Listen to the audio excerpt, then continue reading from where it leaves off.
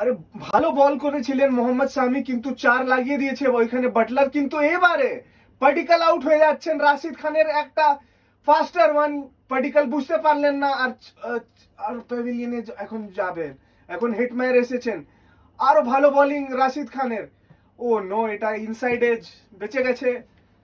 Score 79 for 3। এটা অনেক বড় উইকেট। বাটলার গেছে প্যাভিলিয়নে। হার্দিক পান্ডিয়া অনেক ডিসিপ্লিন বোলিং করেছে এখানে। জস বাটলার 39 করে যাচ্ছে, কিন্তু হেডমার এখানে দিয়েছে মিড অফের ওপর থেকে একটা 4 রান। স্কোর এখন মারতে হবে, অনেক মারতে হবে, কিন্তু এটা হবে না।